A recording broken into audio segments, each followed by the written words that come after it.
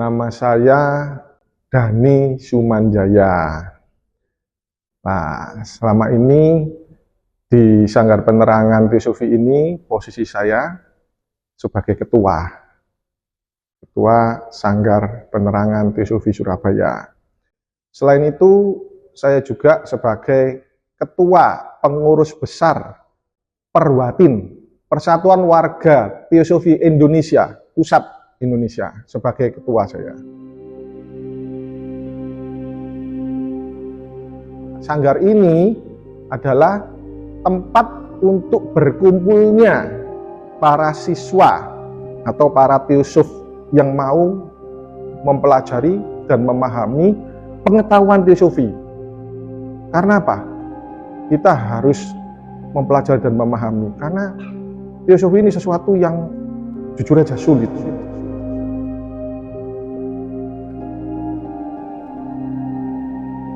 Kenapa? Karena kita penggabungan dari 3 ilmu berat-berat. 1, ilmu filsafat. 2, ilmu pengetahuan atau sains, di mana fokusnya sainsnya ini adalah fisika kuantum dan biologi kuantum. Terus yang ketiga adalah mengenai religius dan spiritual. 3 ilmu ini digabung berat sekali.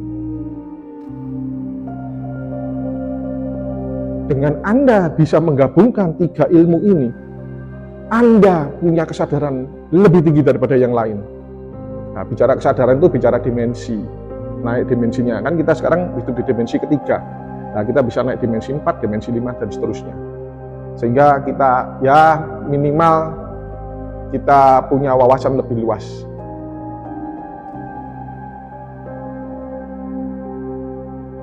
Sanggar ini ceritanya sudah lama didirikan, dibangunnya, sama dengan Gereja Katolik Bebas sebelah ini. Jadi waktu itu pemimpin teosofi dunia yang namanya Leadbeater sempat dia hadir di sini meresmikan, di mana prasastinya ada di samping gedung ini dan juga di samping gedung Gereja Katolik Bebas. Itu bangunan ini dibangun sekitar 1927 kalau tidak 26. Dan yang meresmikan adalah Leadbeater sendiri, ketua teosofi dunia. Jadi teosofi ini didirikan oleh Helena Petrovna Blavatsky, seorang perempuan Rusia, tapi dia warga negara Amerika. Dan dia seorang cenayang. Cenayang itu orang yang bisa melihat ke depan. Tetapi karena tugasnya itu dia melihat tulis, dilihat maksudnya yang dilihat di pikirannya. Sehingga terbitlah yang namanya buku Secret Doctrine. Dan memang di dalam Secret Doctrine yang dibahas mengenai kosmologi dan antropologi. Kosmologi itu teori tentang penciptaan. Dan antropologi adalah sejarah manusia, mulai dari belum ada manusia sampai hari ini kita ada. Dan di dalam Secret Doctrine ini sudah dibuktikan oleh Einstein. Einstein waktu meninggal di sampingnya ada buku Secret Doctrine, di mana sudah dicoret-coret sama dia. Setelah kita pelajari Secret Doctrine, memang ternyata ilmu teori rumus relativitas Einstein itu ada di Secret Doctrine. Demikian juga Tesla, demikian juga Thomas Alva Edison, itu juga dari Secret Doctrine. Karena Secret Doctrine ini adalah buku future, bicara masa depan. Jadi apa yang ada di masa depan itu sepertinya sudah tergambarkan di dalam buku Secret Doctrine ini, termasuk teknologi atau pengetahuan apa yang belum ditemukan saat itu di Secret Doctrine ini sudah dibahas. Termasuk juga itu bicara alien ada di Secret Doctrine. Mengenai siapa aja yang sudah belajar Secret Doctrine dan teosofi ini, yaitu zaman dulu yang terkenal adalah Krishnamurti. Karena dia merasa ada suatu organisasi yang mau membawa dia ke dunia yang lebih luas, dan itu sifatnya, namanya organisasi itu pasti sifatnya politik. Dia tidak mau bicara politik, akhirnya dia tarik diri. Jadi istilahnya memang spiritual itu begitu, tidak suka kalau bicara politik. Terus pertanyaannya, di Indonesia di mana? Kan begitu. Di Indonesia masuk pertama teosofi itu pada saat zaman Hindia Belanda. Lah, karena teosofi ini bicaranya adalah kesadaran, bicaranya adalah spiritual, tidak suka pada cerita politik dan penjajahan, filosofi saat itu yang berkembang di Indonesia memberi beasiswa kepada para pemuda saat itu. Contohnya mungkin Soekarno, Rajiman Widyodiningrat, terus Dr. Sutomo, R.A. Kartini, Ki Hajar Dewantara, Daus Dekker itu diberi beasiswa untuk belajar di negeri Belanda. Nah, selesai pulang dari negeri Belanda ke Indonesia, kebanyakan dari mereka melihat situasi Indonesia di mana kita ini posisinya sangat ditekan. Nah, itu tertimbul suatu kesadaran dari para tokoh pejuang ini untuk membentuk suatu komunitas. Yang pertama adalah Budi Utomo.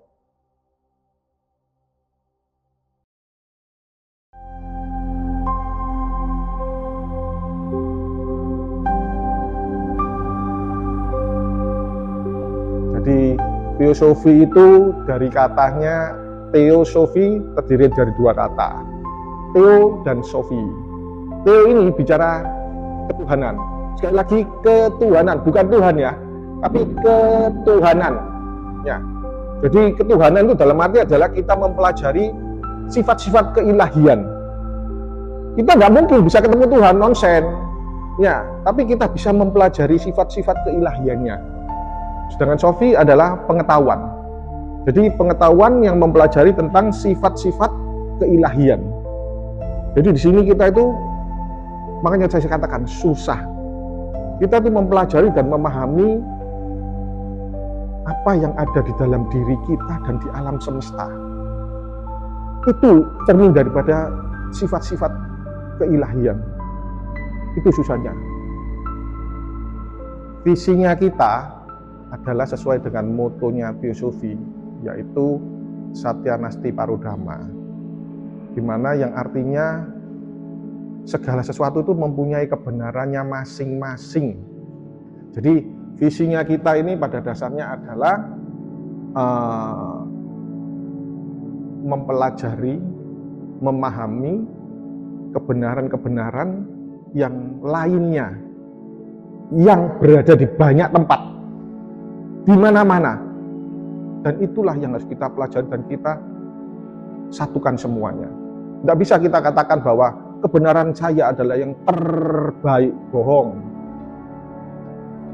Jadi tujuan teosofi itu satu adalah kita membentuk inti persaudaraan universal.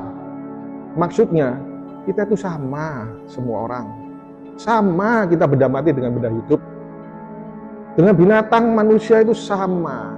Itu adik kelas kita dalam evolusi kesadaran. Demikian juga tumbuhan, itu adik kelas kita. Jadi membentuk suatu inti persaudaraan yang tidak bisa dibeda-bedakan antara laki-laki dan perempuan, suku bangsa apapun, ya kan, agama apapun, aliran apapun, siapapun dia, siapapun mereka, semua kita adalah dalam suatu persaudaraan universal. Yang nomor dua, kita memahami dan memajukan studi yang berhubungan dengan membandingkan tiga pendekatan ilmu yang ada ini, yaitu ilmu filsafat,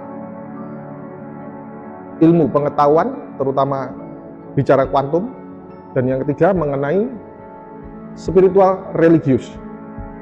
Jadi kita membahas, mempelajari semua studi, memahaminya dengan pendekatan tiga keilmuan ini. Kita jadikan satu. Kalau kita pisahkan satu-satu, kita akan jadi pincang, tidak ada keseimbangan di sana. Nah, yang ketiga adalah kita ini memahami dan mendalami hukum-hukum yang ada di alam semesta ini. Juga mempelajari daya-daya kekuatan yang ada di dalam diri kita yang masih tersembunyi, itu kita keluarkan. Memang nggak mudah, tetapi kalau Anda bisa nomor 1, nomor 2, 3 pasti bisa. Karena ini tahap. Mengenai penerapan memang nggak mudah, karena ilmu spiritual itu pendekatannya susah, pengamalannya susah. Bagi kita yang masih kepikiran duniawi, contohnya bingung cari duit, bingung ini, bingung itu, ya nggak bisa belajar di teosofi, susah. Karena pendekatannya spiritual, tidak bisa dilakukan dengan pendekatan duniawi. Segala sesuatu yang fana tidak akan bisa mencapai sesuatu yang non fana. Karena itu di dalam kehidupan sehari-hari kita melaksanakan ajaran teosofi itu juga tidak mudah.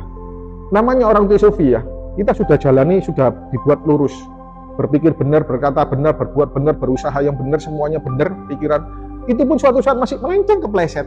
Kalau kita jalan, anggap aja di pematang sawah, kepleset.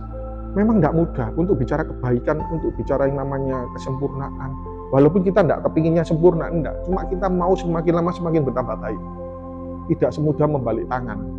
Kenapa? Karena hidup kita masih berbadan, kita masih berumah tangga, dan kita masih punya banyak tanggung jawab, yang dimana semuanya tidak harus bicara spiritual ternyata. Ada juga bicara keduniawian, materialistik, dan lain-lain. Jadi itu yang kita sampaikan. Yang penting kita sebagai siswa ini berusaha yang terbaik untuk mengamalkan ajaran teosofi ini dalam rangka untuk kemanfaatan orang banyak.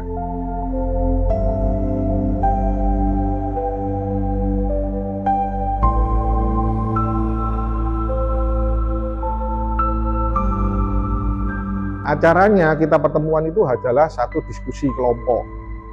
Diskusi-diskusi yang kita sesuaikan dengan ajaran teosofi. Setelah itu mungkin pendatang baru pun kita jelaskan. Terus setelah itu kita meditasi.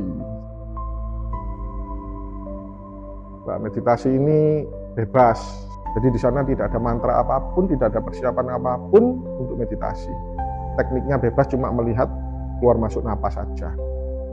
Nah, terus kadangkala kalau mungkin setengah tahun sekali atau 1 tahun sekali kita melakukan rekreasi spiritual.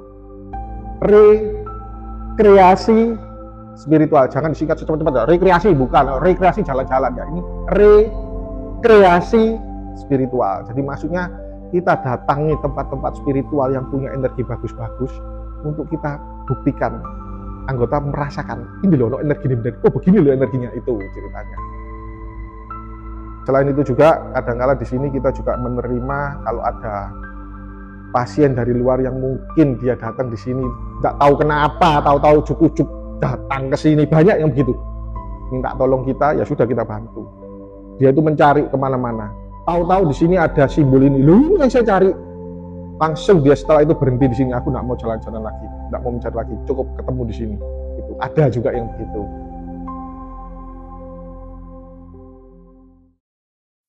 Jadi saya kira hampir semua komunitas, semua organisasi pasti punya tantangannya sendiri-sendiri, ada halangannya sendiri-sendiri. Jadi teosofi dulu itu betul-betul perannya sangat besar sekali, baik dalam bicara kehidupan berpolitik maupun bicara kehidupan kesadaran masyarakat Indonesia. Jadi sampai hari ini pun dari pihak penghayat pun yang sekarang sudah tinggal hanya 157. Teosofi dulu banyak sekali, ratusan, per sanggar itu jumlahnya orangnya ratusan. Karena kita mengalami regenerasi, gagal regenerasinya. Dan para pemimpinnya masa lalu tidak pernah memikirkan itu. Bahkan yang memprihatinkan, banyak bangunannya sudah dijual. Seperti kita ketahui, gedung Indosat di Jakarta, Jalan Merdeka Barat, itu punyanya teosofi. Anda jangan percaya, buka di Google. Itu gedungnya teosofi, namanya Blavatsky Park, Taman Blavatsky. Blavatsky pendiri. Belum lagi di Malang, jadi Universitas Merdeka. Bahkan yang terakhir di Bandung, itu dijual dengan 40 M, masuk kantong pribadi. Jadi kalau suruh jual, kok pinter-pinter pengurus yang terakhir 50 tahun terakhir ini. Tetapi kalau suruh mengaktifkan organisasinya, nol besar. Halangan kita sejarah masa lalu, di mana sejarah masa lalu kita sudah banyak beredar hoax, ya atau fitnah, bahwa namanya teosofi itu aliran sesat. Teosofi itu anggota Freemansori yang melakukan kegiatan politik dan lain-lain bla bla bla. Termasuk Freemansori itu termasuk kelompok Yahudi, bila perlu termasuk salah satu yang berkolaborasi dengan penjajah. Wah, di sini itu kreatif semua orang-orang, tapi negatif kreatifnya. Padahal per hari ini loh, selama ini saya masuk di sini tuh tidak pernah melihat itu semua. Yang negatif-negatif tuh tidak pernah melihat. Pertanyaannya, apakah sama Theosophy dengan Freemasonry? Ini sudah dua organisasi yang berbeda. Tapi kenapa stigmanya kita kok disamakan? Dari lambangnya aja lah, Theosophy dengan Freemasonry beda. Theosophy lambangnya seperti yang kita tahu. Freemasonry lambangnya itu penggaris sama mistar, penggaris sama jangkar itu loh. Karena apa? Freemasonry itu Freemasonry 4. Free orang bebas, man manusia, son anak laki-laki, ri ya komunitas lah. Jadi dia itu asalnya adalah komunitas arsitektur zaman dahulu. Kenapa Freemasonry itu banyak gedung-gedungnya keren-keren? Karena dia memang arsitektur yang bangun gedung-gedung yang keren-keren itu masa lalu, heritage. Lah pertanyaannya, bertepatan orang-orang pinter ini juga anggotanya Theosophy. Karena saat dulu Theosophy itu keren sekali. Orang tuh senang sekali masuk ke Theosophy. Karena apa? Theosophy saat itu sudah mendahului. Zaman dulu tidak ada pengetahuan modern, future, tidak ada. Theosophy sudah ada duluan. Jadi kan menarik. Jadi kan bebas kita dimanapun. Yang penting kan kita baik-baik aja. Nah, tapi karena kita di stigma begitu, ya kita harus menjelaskan yang benernya begini.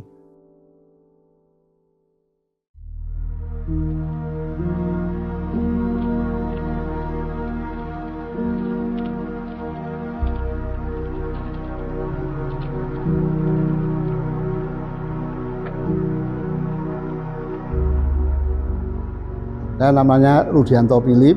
Saya Gunaria Setia Dharma, usia saya 59 tahun. Usianya 68 tahun sebagai bendahara. Saya di sini untuk menjaga gedung ini. Jadi apa? Semacam housekeeping lah istilahnya. Gitu.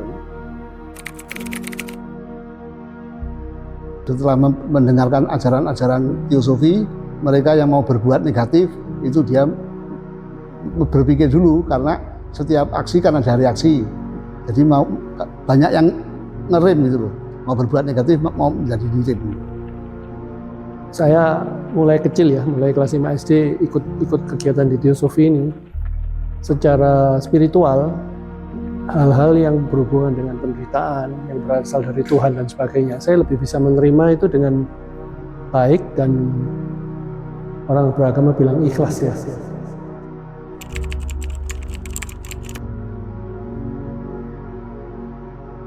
Setahu saya juga ada, cuma ya sudah almarhum ya sebagian yang sukses-sukses itu.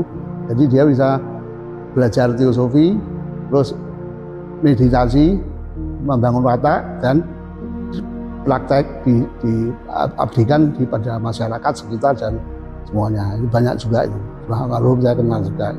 Salah satunya Raden Sentot Suyatno.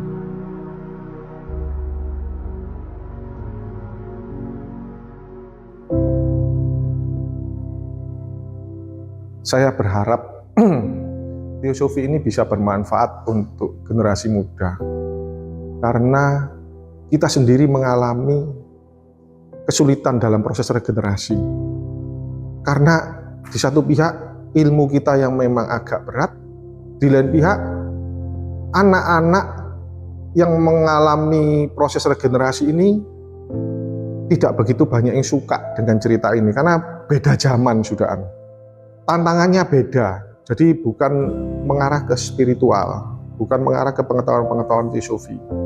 Apalagi kita tahu zaman sekarang ini gara-gara shifting, banyak orang stres mikirin duit, cuan terus. Tidak ada duit, tidak ada cuan, tidak mau jalan.